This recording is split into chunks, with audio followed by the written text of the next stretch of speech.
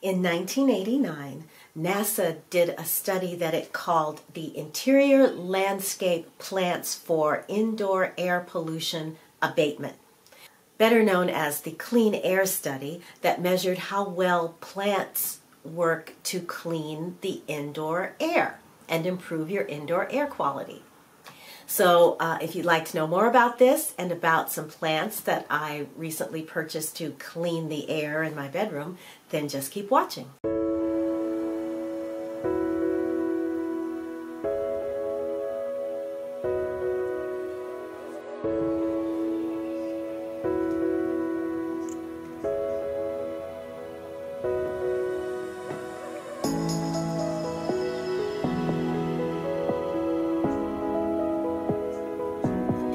Hi everyone, welcome to the Free Range Diva.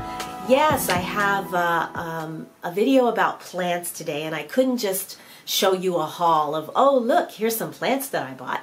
I wanted to give you some information about what plants can do for us as far as cleaning the air inside of our homes. So I mentioned this study that was done in 1989 by NASA, and what they did is they went to a garden center, I believe a local garden center, and just picked up 12 plants. And because they were common household plants, nothing exotic. And then they put them each in a chamber and pumped in several different toxins and measured how well they did at removing the toxins from the air over a 24-hour period. I think it was prompted by sick building syndrome, which was kind of an issue back then. So not only were they looking for contaminants that you find in your home, but in your office buildings as well. So your home contains things like formaldehyde, lead, radon, asbestos, and VOCs from manufactured like wood products, like your kitchen cabinets, for example, particle board, adhesives, cleaning agents, fireproofing chemicals that you would find on carpets and upholstery, as well as mold, dust, and bacteria. These can cause all kinds of health issues like respiratory congestion, sinus congestion, itchy eyes, skin rashes, drowsiness, even headaches. So NASA measured 6 of these common chemicals. They looked at benzene, which is a solvent in petroleum products, as well as inks, detergents, paints, dyes, and rubber. And these chemicals off-gas from these particular products that you have around your home, and then you breathe them in. They looked at something called trichloroethylene, which is found in adhesives, paint, varnish, dry cleaning solutions. They looked at formaldehyde, which is found in foam insulation, in your upholstered furniture. That's probably the worst culprit in your home, is formaldehyde. It's also found in pressed wood and particle board, carpet backing, and even paper towels. The other chemicals that they looked at are common VOCs, which is what you refer to as volatile organic compounds that off-gas things like paint, for example. Xylene and toluene were the 2 that they looked at. They're both solvents. They're both found in paints and paint thinners. Toluene is also found in nail polishes and nail polish removers. And then the final chemical that they looked at was ammonia. So I'm going to link below in the description a chart that lays all the it has all the plants on one side, all the chemicals on the other, and it gives you a color code way of looking at what plant absorbed the most of these chemicals from the air. Additionally, if you've been watching me for a while, you know that I am a child of the earth. I'm in awe of the power of Mother Nature, particularly coming from our planet. I've talked about things like earthing and forest bathing. So you would think someone like that would have like a green thumb and surround herself in plants, from the earth. But no, sadly, I have killed most of the plants that I have come into contact with. It's not a question of overwatering or underwatering or neglect or paying too much attention. It's just whatever I do, it doesn't matter. The plants tend to die. So recently I was watching a video on Kaya Journey's channel. She's a green beauty blogger who recently started to learn about plants because, like me, she wasn't able to get things to grow. And she had said that about 4 or 5 months ago she had started purchasing plants. She had been researching, and this was an update, and everything was growing really well. And I got inspired. I thought, well, heck, I should be able to do this. I can research, I can learn, and I am going to surround myself with plants, and I'm going to keep them alive. There. It's the last thing I do. So I started by reading articles in garden magazines, looking for plants that were easy to care for, you know, hard to kill, good for beginners. And I found on YouTube a channel called Plantarina. The woman who runs it, her name is Amanda, and she had this video on her channel called Best Low Light, No Fuss Houseplants, which is perfect because this room does not get direct light. It just gets a lot of indirect light from a north-facing window and a west-facing window, but there's a house blocking the west-facing window. So I figured my lighting situation was low to medium light, particularly in certain corners of the room. So her video was so helpful that I started watching like crazy everything that she put up, and I learned about watering and soil. And anyway, the point is that I cross-referenced all this information with the NASA chart of, you know, with their study, and I came up with 3 beautiful plants. And so that's where I'm starting. So now I'll show you the plants. Can you tell I'm excited? So this is my first one. This is called an aglaonema, or Chinese evergreen. This variety is the Lady Valentine variety. Now this plant comes in different variegations and different colors. Usually you'll see green or silver, and but there are also reds and pinks like what you see here, and of course that's why I fell in love with this. But this is supposed to be a very easy keeper, I mean foolproof. Basically it doesn't like a lot of light. It's low to medium light. It doesn't, you know, you water it when it needs to be watered. Basically when you put your finger down into the pot about 2 inches in and it feels dry, then it's a good time to water it. It can do well. It likes a more humid environment, and although my environment here is pretty dry, I keep a bowl of water nearby to up the humidity near the plant.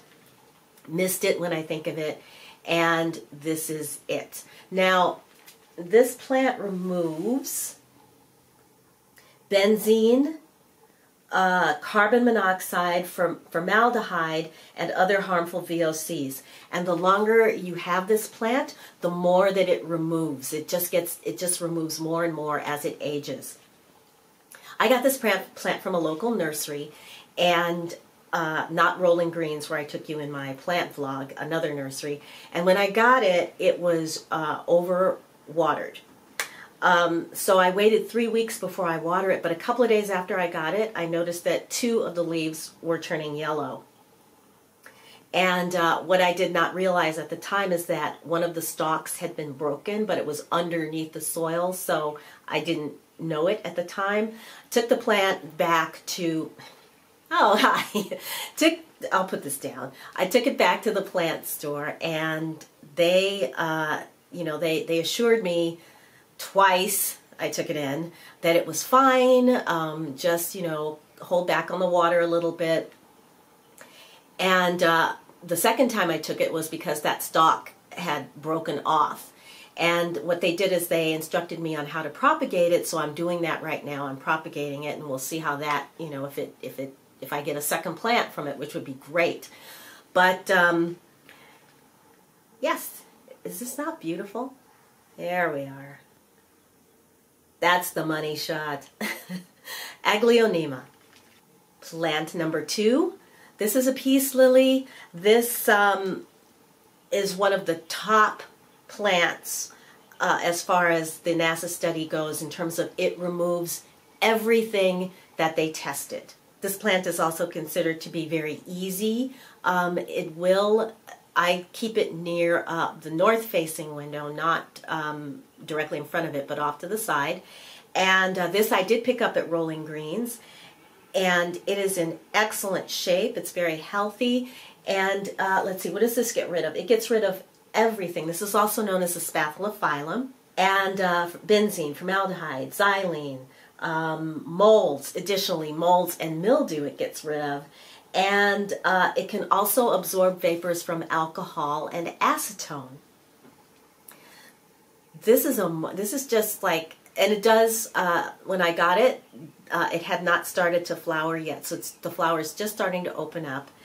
So you do get I guess they don't call them flowers. There is a technical name for this, and I'll write it off to the side because I've forgotten what it is. But what I love about this plant is, again, it's easy. You water it when it gets dry, or it will tell you. The leaves will just kind of start to wilt a little bit. You know, they'll just sort of lean over, and then once you give it water, they perk right back up. So, but yeah, so far that plant has remained healthy, and I've had it about 2 weeks. And then the #1 best plant that, in my opinion, not only cleans crap out of the air, but this plant, this is the sansevieria. I'm not sure what variety it is. I think it might be the jade variety.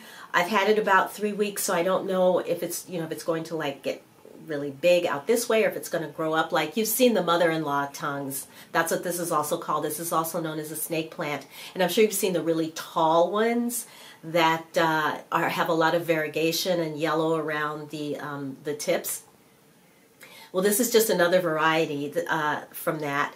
And this one came with this little bit, it was like broken right here a little bit. But what I loved about this is the variegation underneath. You've got colors here, but then on top, it's like this deep, deep green. And there's a new leaf. I don't know if you can see, but there's a new leaf starting to come in here, right on the top there. So the reason that, first of all, although I love a lot of foliage, but once I saw this one, I really appreciated not only the color, but the sort of architectural, a very minimalist plant in terms of its shape, as you can see, because it's got like hard, sharp edges, although it's not sharp at all. These leaves are very substantial. This plant removes everything, basically. Benzene, trichloroethylene, formaldehyde, xylene, toluene. And what is also wonderful about this plant is that at night it gives off oxygen. Now, most plants, it's one of the very few plants that do that, because most plants give off oxygen during the daytime. They use light, and through a process of photosynthesis, they absorb things and then release oxygen back into the air.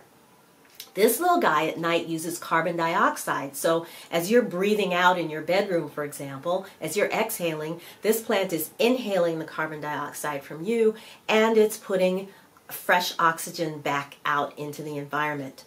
I saw an article somewhere that said that if you put one person in a chamber that where there's no air coming in, they can live comfortably with 6 to 8 of these as far as oxygen, their oxygen needs will be met. So 6 to 8 plants per person, and you can stay alive in a room that has no airflow. That's so cool! It's the beauty of plants. It's the beauty of plants. So yes, this is my favorite of my purchases. Again, this is an easy keeper. It's really hard to kill. The only way that you could kill it probably would be to lock it in a closet and drown it in water. I mean, it's a great, it's a great plant. So that is the beginning of my plant. Now I do have some other plants around, and sometime I'll show you those, but these are the ones that I wanted to talk about today because these are so special. So that's going to wrap it up for today, everyone. If you enjoyed this video, please give it a thumbs up. If you want to see more like this, let me know in the comments below. If you're a plant person and you have a favorite plant, please tell me what that is and you know, how you care for it. And yeah, I guess that's going to be it. So if you haven't subscribed, of course, I would love it if you subscribed. And don't forget to hit the subscription bell. And that way you won't miss my next video. All right, everybody, I'm going to wrap it up. Thank you so much for watching. Thank you for leaving me your lovely comments. And until I see you in my next video, I'm wishing you a wonderful day, a wonderful week. Take good care of yourselves, and I will talk to you again very, very soon. Bye, everybody.